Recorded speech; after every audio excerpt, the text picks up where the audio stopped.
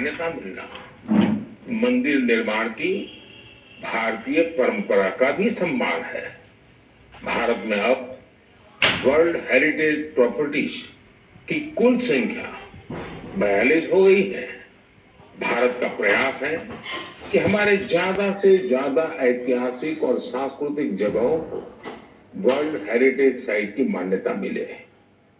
मेरा आप सबसे आग्रह है कि जब भी आप कहीं घूमने जाने की योजना बनाएं तो ये प्रयास करें कि भारत की विविधता के दर्शन करें। आप अलग अलग राज्यों की संस्कृति को समझें, हेरिटेज साइट्स को देखें। इससे आप अपने देश के गौरवशाली इतिहास से तो परिचित होंगे ही, स्थानीय लोगों की आय बढ़ाने का भी आप अहम माध्यम बनेंगे। मेरे परिवारजनों, भारतीय संस्कृति और भारतीय संगीत अब ग्लोबल हो चुका है। दुनिया भर के लोगों का इनसे लगाव दिनों दिन बढ़ता ही जा रहा है।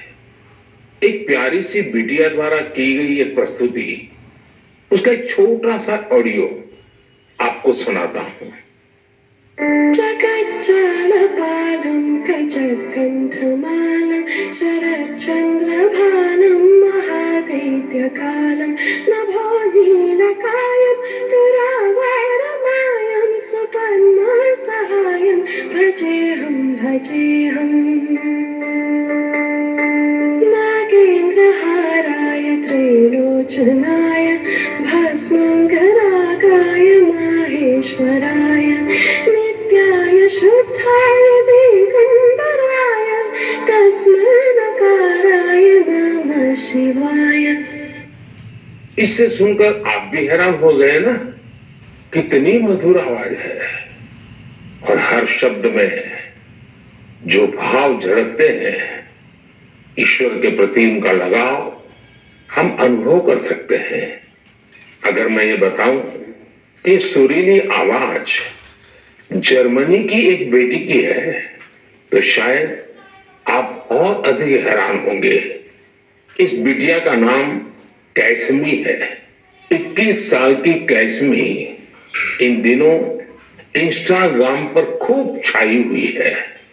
जर्मनी की रहने वाली कैसमी कभी भारत नहीं आई है, लेकिन वो भारतीय संगीत की दीवानी है, जिसने कभी भारत को देखा तक नहीं। उसकी भारतीय संगीत में ये रुचि बहुत ही इंस्पायरिंग है।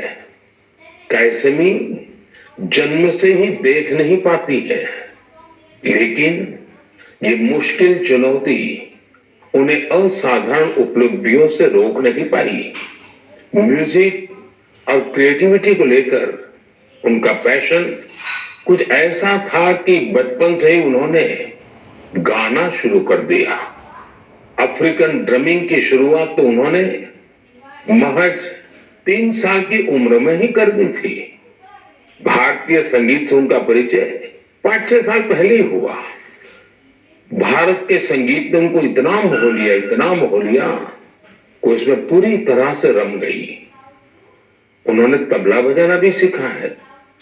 सबसे इंस्पायरिंग बात तो यह है कि वे कई सारी भारतीय भाषाओं में गाने में महारत हासिल कर चुकी है।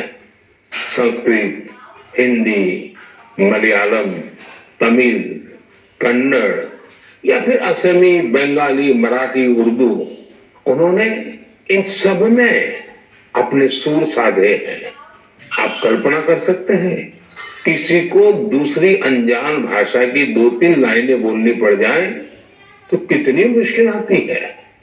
लेकिन कैसमी के लिए जैसे बाएं हाथ का खेल है। आप सभी के लिए मैं यहाँ कन्नड़ा में गाए उनके गीत को शेयर कर रहा हूँ। ನಮ್ಮ ವಚನ ಬಹುವಚನ ನುಡಿಡು ಕನ್ನಡ ನಡೆಡು ಕನ್ನಡ ನಮ್ಮ ವಚನ ಬಹುವಚನ ನುಡಿಡು ಕನ್ನಡ ನಡೆಡು ಕನ್ನಡ ಕನ್ನಡ ನಮ್ಮ ಕನ್ನಡ भारतीय संस्कृति और संगीत को लेकर जर्मनी की कैसमी के इस जुनून की मैं हृदय से सराहना करता हूं। उनका यह प्रयास हर भारतीय को अभिभूत करने वाला है। मेरे परिवारजनों, हमारे देश में शिक्षा को हमेशा एक सेवा के रूप में देखा जाता है। मुझे उत्तराखंड के कुछ ऐसे युवाओं के बारे में पता चला है जो इसी भावना के साथ बच्चों की शिक्षा के लिए काम कर रहे हैं। नैनीताल जिले में कुछ युवाओं ने बच्चों के लिए अनोखी घोड़ा लाइब्रेरी की शुरुआत की है। इस लाइब्रेरी की सबसे बड़ी विशेषता यही है कि दुर्गम से दुर्गम इलाकों में भी इसके जरिए बच्चों तक पुस्तकें पहुंच रही हैं। और इतना ही नहीं, ये सेवा बिल्कुल निःशुल्क है। अब तक इसके माध्यम से नैनीताल के 12 गांवों को कवर किया गया है। बच्चों की शिक्षा से जुड़े इस नेक काम में मदद करने के लिए स्थानीय लोग भी खूब आगे आ रहे हैं।